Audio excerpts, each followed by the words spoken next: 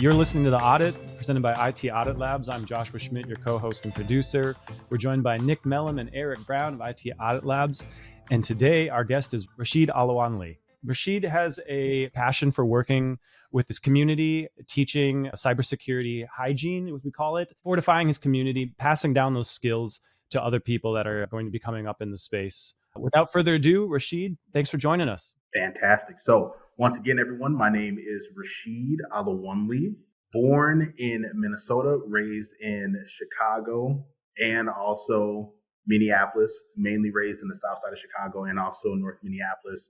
I've had ample amount of opportunities to try out different things in life, and technology has stuck with me primarily because my older brother, he was the one that got me interested in video games, working on computers, ended up working at Office Depot as a senior sales consultant of technology. From there, I ended up working for Market Source, doing account sales, but really it was more so what is now modern day sales engineer, where I would go, not only have a deep understanding of the product, but also go ahead and, of course, do my best to aid the sales representative in kind of standing up those calls and also getting those deals. From there, ended up working at what is now Trimble Transportation, doing call center work for them, and then switched to their ELD migration side, doing data protection and data migration. After that, ended up working for a Big Four, doing IT and infrastructure security and compliance and vulnerability management and just bridging all these extra things. And now here I am as a lead information security analyst at a pretty big bank, doing everything from leading AI initiatives to governance, risk, and compliance, and standing up new procedures. You name it, I get my hands on it. Rasheed, we've worked with a lot of security engineers in the past, and it seems as a theme, the people that are coming up through the help desk channels, right? People that have worked the service desk, worked the help desk, have that customer support. They've really flourished as security engineers and have been customer facing and have just been really great students of security, but also very well received by customers as well, just because they have that ability to translate a sometimes complicated scenario into a layperson term. So I love that you've come up that route too. 100% agree. Something that I tell not only my students, but as well as my colleagues, is being a people person in cybersecurity and being a people person in life will take you significantly further. Being able to engage with people, being able to communicate with people, and especially being able to incorporate people is something that is so valuable that I stress to my siblings and also to my students. It sounds like that's your draw to the teaching world, Rasheed. You're trying to pass on not only your knowledge, but get these people ready, these students ready for the workforce. I think I see it a lot where people ask, now that I'm a little further into my career, where should I start? Eric already mentioned it. The help desk is the best place to cut your teeth. Is that something you're passing on to your students? Are they looking, where to go right now? Or are you pointing them to certifications, maybe to TryHackMe? What's your guidance to the students? So right now, my guidance to my students is, I want you all to have as much fun as possible, because if you're not enjoying what you're doing, then there's not much value in doing it. Exposing them to different labs within TryHackMe is my go-to place for hands-on experience. We also go ahead and do simulated experiences, kind of putting them in that seat to where they get that experience of, if they choose to go to the help desk, they already have that critical thinking there. If they end up being stumped, this isn't, I'm just going to go wait for, my lead to come help me. No, I remember that Rasheed said, when in doubt, Google is your best friend. I graduated from Google-Edu. So they have that strong critical thinking skill. They have that strong research. Yeah, we all got our first degree in Google. Now we're getting our second major in AI with Claude or ChatGPT. We're pulling all the knowledge from there to try to make, our clients that much stronger. Yes. Nick, you, Josh, and I were in this AI class, right? This kind of 10-week, like a more or less intensive AI class. And there's at times 300 people in the class. About a half hour into the class, I'm like, I've already had it with the class chat because there's so many people that are in there that are asking questions that could easily be Googled. And like, it's like, hey, this is an AI class. Why don't you have ChatGPT or Claude up? And why are you clogging up the channel with these questions that you could just ask in ChatGPT and get the answer instead of, blasting it into a channel that nobody wants to see in the first place? I think we would call that brown nosing. Is that the technical term? What is it? The technical term would be brown nosing, I believe. Is that still politically correct? Is that what it is?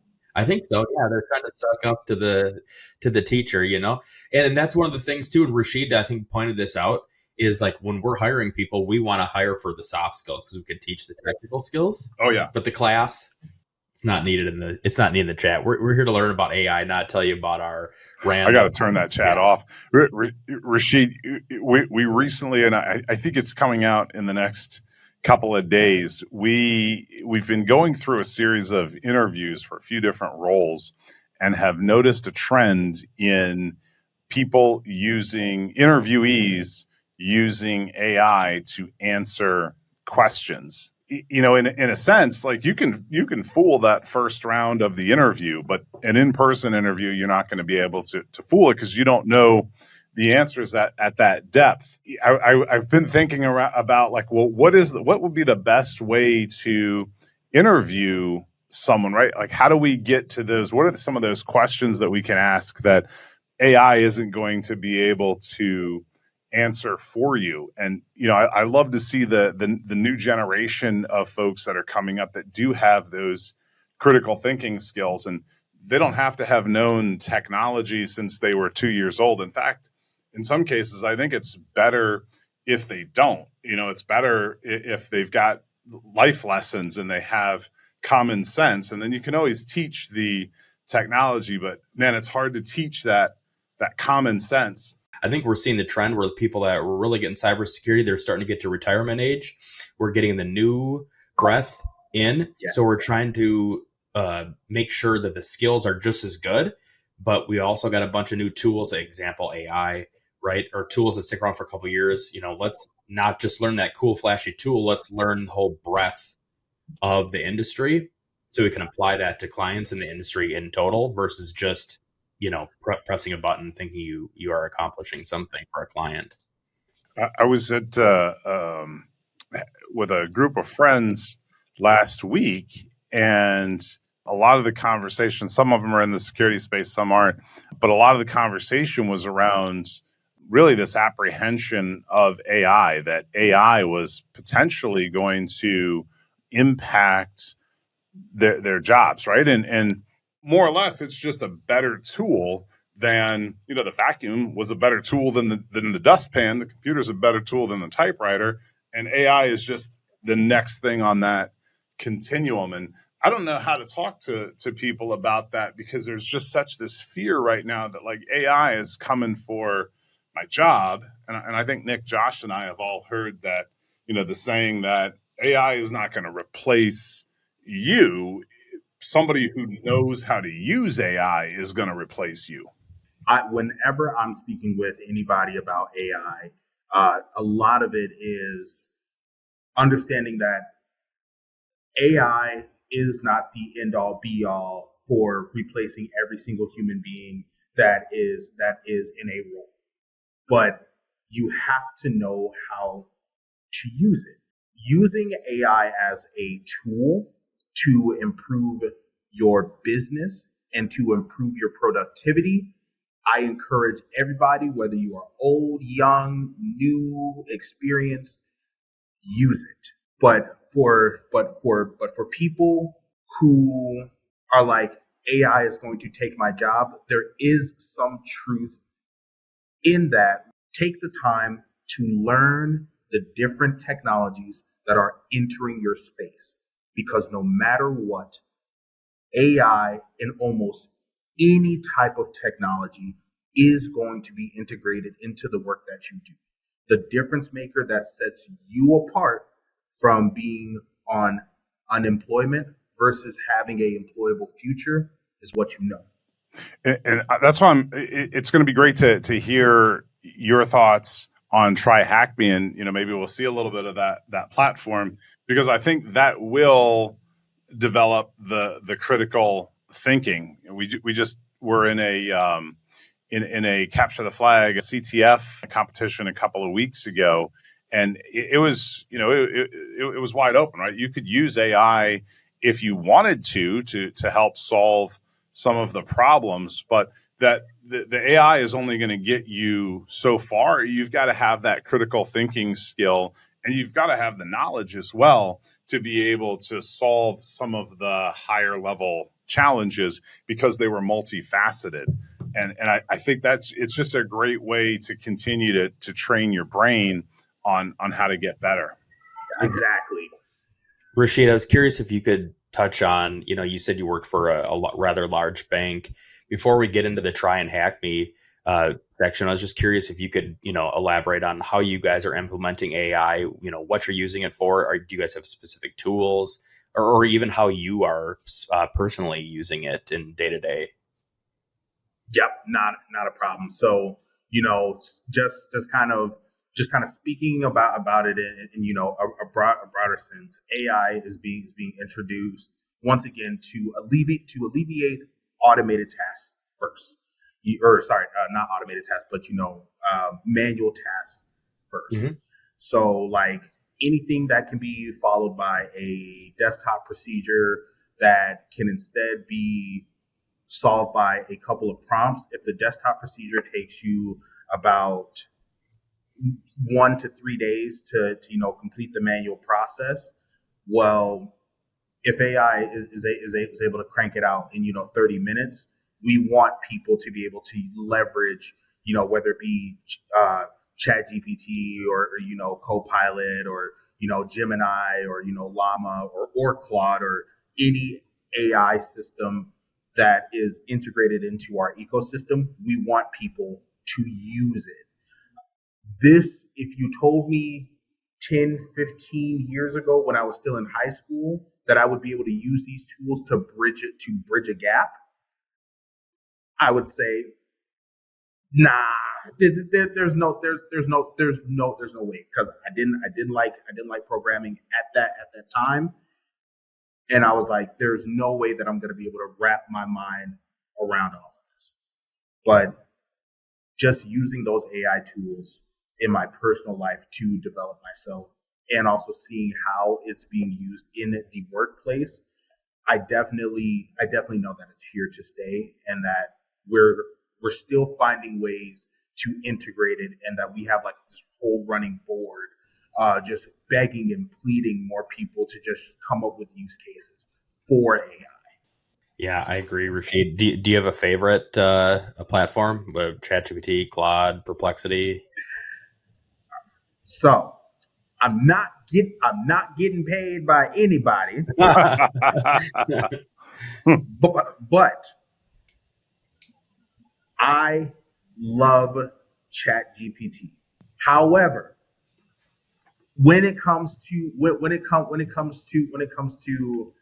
getting instructions for something pertaining to programming, I am a bit more biased towards Claude. It makes things easier, or like just the way how it outputs things just makes it a little bit easier for me to kind of wrap my mind and understand. Because when I tell it to explain it to me like a fifth grader, I really feel like I'm getting that explanation as a fifth grader. Yeah. You feel more like you're talking to a human than a robot. Yeah. Claude is, like I was saying, we were on that trip, that buddies trip last week, and I used Claude to do the meal prep. So I said, hey, we're going to be there for 5 days. We need a meal plan for breakfast and dinner. It's got to be healthy. It's got to be vegetarian, right? That whole thing. It kicked out this meal plan. And then I said, not only do I need the recipes, but I also need the ingredient list, so I could just take that, put it into Instacart, boom, done, shows up at the door. It was great. The only complaint that I had from my group of buddies was that the meals were too healthy. That was their complaint. Because otherwise, it would have been pizzas and burgers and a bunch of nonsense, and I probably would have gained 15 pounds. But this way, it was just a good, healthy meal. But Claude, awesome job. Yes. So next 100%. time you got to figure out how to tweak the prompt to make it a little bit more. Well, how do we change that prompt a little bit more nasty? Like, how do you get to a little bit more like the sugar is going? And So you're at Brooklyn Center Secondary. Did you want to pull something up and maybe share with us some of the things you've been working on with your students? Yes. So, of course, I work in the financial sector, and TryHackMe is a wonderful platform that allows anyone to go ahead and get exposure to different parts of cyber. Mm-hmm. This is everything from offensive security to blue team to heck, even governance, risk, and compliance, DevSecOps, you name it, the platform has it.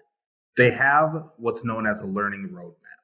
In the learning roadmap, this is a roadmap that I tell most of my students, hey, get started here. Because as you can see, we went through the pre-security learning path, touched on part of the cybersecurity learning path. But in this pre-security learning path, you can see that there's an introduction to offensive security, defensive, security. There's one for careers. We get into networking. What is LAN? Of course, the OSI model. We jump into how the web works, Linux and Windows fundamentals. From there, the great thing about this is that like, especially for students or people who are not familiar with Linux, this virtual machine already comes prepackaged and preloaded with your word list, your tools. So, everything from Burp Suite to Hydra to GoBuster, like Nmaps on here, Netcats on here, like it's all there for you. So it's very beginner friendly. It's like a Cali box all ready to go. Because literally the base of this is Cali. Okay. Yeah. Yep. So can you break down in layman's terms what we just looked at there for me? Because not being a cybersecurity expert, I get a little lost in kind of some of the jargon and some of the text there. Yes, actually, this is slightly impromptu, slightly new-ish for me. I don't really utilize Echo much, so Echo is TryHackMe's AI assistive tool. Can you explain this? See, we'll just say this to a fourth grader. command line to me. Fourth grade. Why not? And let's see what it can do. It's so helpful for people using this. Mm-hmm. They have the ability to very approachable. Yeah, exactly. I think I'm ready for fifth grade. That's the attitude. It's encouraging. That's really cool. That was going to be one of my questions. Are they integrating AI into this, and are you finding that as a helpful tool when teaching this to students? Yes, we haven't utilized Echo too much, primarily because this year, or the school year, is over now.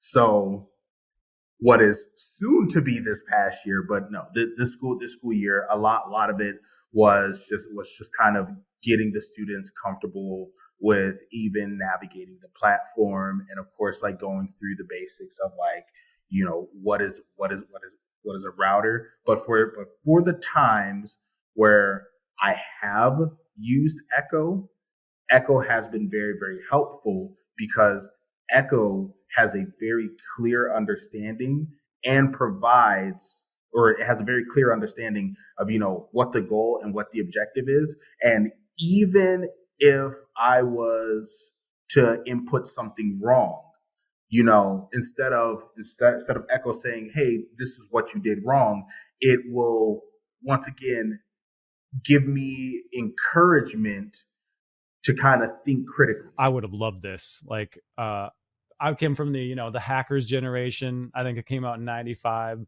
Like, if there would have been something like this that I could have got my hands on when I was in school or middle school, I would have been all about it. So Yes. I could see how that would really light them up. What's the biggest gap you see between like being an actual professional in the financial sector to what you're teaching your students? What's the biggest gap between those two worlds? The biggest gap that I see between people who are going to school to learn cyber versus people who have been in the technology field is the critical thinking and turning what is technically theoretical into a practical skill. I have students who can recite the OSI model to you forwards and backwards and tell you why it's important. And that is fantastic. But there are also students that I have where not only can they recite it to you forwards and backwards, but if you handed equipment to them and explained the functions, they would be able to not only walk you through on why, for instance, like this, Ethernet cable is a like a physical versus the MAC address on your like your machine is at the data link, but they would be able to take they would be able to apply those skills and really be able to understand how the OSI layer or the OSI model interacts with real world items. Overall, having the ability to take what's in here and put it to hands-on keys is very, very, very important. And it is something that I have noticed that whenever I'm speaking with people, like if they don't have a home lab at home, that's great that you can talk to me about this stuff, but do you actually know how to do it? And that's where, if you don't have a home lab at home, utilize a platform. If you have a budget restraint, utilize a platform. Do something to go ahead and be there. You can install Kali on a Raspberry Pi, so there's really no excuse not to have a home lab these days. Yes. If you're in cybersecurity. Yes. Intel like Intel Celeron machines that are like from golly, like 10, 15 years older that have some form of Linux on there that operates just fine. Would that be your advice for someone looking to maybe change careers, get into the cybersecurity space, or someone that may be listening to this podcast that's coming up through high school or in college and thinking about cybersecurity as a career track? Would it be to start a home lab, or what's your biggest piece of advice? I think so. I think it's a couple things. I think listening to podcasts, going onto YouTube, seeing what other people are doing, but then you've got to apply that knowledge, and you can go as big as you want with a home lab. You can get into the tens of thousands if you wanted to, but you could also spend less than $100 and have something that you could work with. There's numerous programs in the community to be able to have access to compute resources, right? PCs for people. I think there's other platforms where you can get a very reasonable, or you can get a computer at a very reasonable cost. You can get a Raspberry Pi. There's lots of inexpensive computing platforms that you can run Linux on, and you might not be able to crack a 14 character password in 10 minutes like you could with a really high powerful GPU machine, but you can at least get the basics down and know how it works. whenever we interview somebody, we ask about their home lab, and if it doesn't sound like they're providing details, we'll dig in on that, because I'd rather really know what's going on in your home lab rather than something you studied out of a book. Like you mentioned, the OSI model. I can't think of a time in the last 20 years where the OSI model has come up other than layer 1, layer 7, as we're talking about, okay, is this a presentation issue? Is this a network issue? Is it layer 3? Maybe a little bit between the route and switch, like 3, 4. But we're never getting into the specifics of the OSI model. And I could probably ask some of the CCIE engineers that we work with, hey, what's layer 5 in the OSI model? And they probably wouldn't even remember anymore. But when we dig in and we talk about okay, is this a network issue? Is it a switch issue? Is it a route issue? Is it a hardware issue? Is it a user issue, right? Is layer 8? Is it probably, most of the problems are user issues. Did a cert expire? Those are the things that we really want to dig in on, and having that high level understanding versus the rote memorization. Because you'll be able to pick that stuff up off of Google, off of an AI platform if you need to, but you really need those critical thinking skills, back to kind of what we were talking about at the beginning.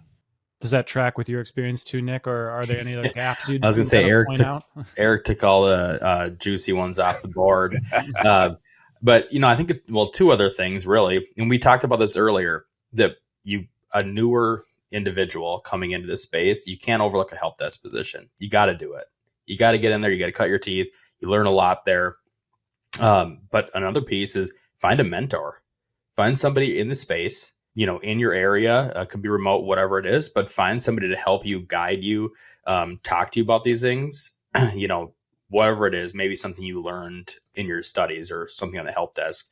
But, going parallel to your help desk job, do something like a TryHackMe. You can be doing these things on the side. And I think that is what we're looking for. We want people that are passionate about the space. So if you do those things, get the help desk job, learn security in parallel to that, and then get a mentor, I think you're setting yourself up for success. Well, it sounds like Brooklyn Center Secondary has a great mentor in Rasheed. I'm sure they're thrilled to have you heading up the class and teaching them these skills. Are there any final thoughts you'd like to leave our listeners with today, Rasheed? It's been great having you, and it's been certainly informative, and it's been cool to see this new platform. It's new to me anyway. But any final thoughts for us as we look to close out the conversation? Yes, just a few things for anybody that is focused on making this transition into IT and cyber in general. Understand that the skills that you have and the skills that you have built are valuable, even in the IT field and in the cyber field, especially in your industry, because you know your industry the best, because you've been in it. Definitely leverage what you know. IT and cyber is for everybody. Doesn't matter your price tag, doesn't matter your certifications, doesn't matter your degree. We genuinely need more people. I encourage everyone to go ahead and take a leap of faith and do what you can to develop yourself to get to where you want to be. And last but not least is more so just pertaining to us as individuals and, as people. Understand that we live in a very digital age, and that everything that you post online, everything that you do, and everything pertaining to you is valuable because it's pertaining to you as a person. Don't leave it up to businesses to protect you. Protect who you are as a person, protect your children, and also those around you, because you and those around you are important, and whatever you put out on there may lead to other undesirable activities and things for somebody else who has just been waiting for you to slip up. So own your privacy, own your identity, and own your community. Love it. Love it, Rasheed. Thanks, Rasheed. Awesome. One thing I'll add to that I think you were touching on too is, if you're looking to expand your career, go in a different direction, or even stay in the field, you got to get out of the house and network. You got to get off the computer, in-person networking. You're not going to get that job sitting in the basement online. And I know some people aren't comfortable with networking. I don't think many of us are, but you got to get out and do it. And it doesn't cost anything but time. And there's plenty of resources in wherever your location is. There are meetups of different security groups. So, here in town, we've got DC 612, which is the DEF CON meetup. So they meet, I think it's the second Thursday of the month, but dc612.org. That's a free community meetup. Microsoft has meetups. We do a game night here the first Wednesday of every month, but there's lots of ways to get out. Like Toastmasters is another great one. It's not security related, but it's public speaking related. And in order to relate human to human, you need to have those social skills and those skills to be able to speak in an interview or just talking about yourself or talking about an impromptu topic. That Toastmasters is going to really help you learn how to develop that critical speaking side of things. So I would just say, look for things that interest you, get out, try to attend at least once a month and network, because that's how you meet somebody, you connect on LinkedIn, and then you stay in touch, and they're going to remember you. And when there's an opening or they hear of an opening, they'll reach out. We've been hearing today from Rasheed Alowonle and our usual suspects, Nick Mellum and Eric Brown from IT Audit Labs. My name is Joshua Schmidt, your co-host and producer. Thanks again, Rasheed. It's been great chatting with you, and we hope to stay in touch and hope to see you at a game night. Most definitely. And thank you all for having me. And I look forward to kicking it with you all and also potentially doing this again in the future. Thank you. You have been listening to The Audit, presented by IT Audit Labs. We are experts at assessing risk and compliance while providing administrative and technical controls to improve our clients' data security. Our threat assessments find the soft spots before the bad guys do, identifying likelihood and impact, while our security control assessments rank the level of maturity relative to the size of your organization. Thanks to our devoted listeners and followers, as well as our producer, Joshua J Schmidt, and our audio-video editor, Cameron Hill. You can stay up to date on the latest cybersecurity topics by giving us a like and a follow on our socials and subscribing to this podcast on Apple, Spotify, or wherever you source your security content.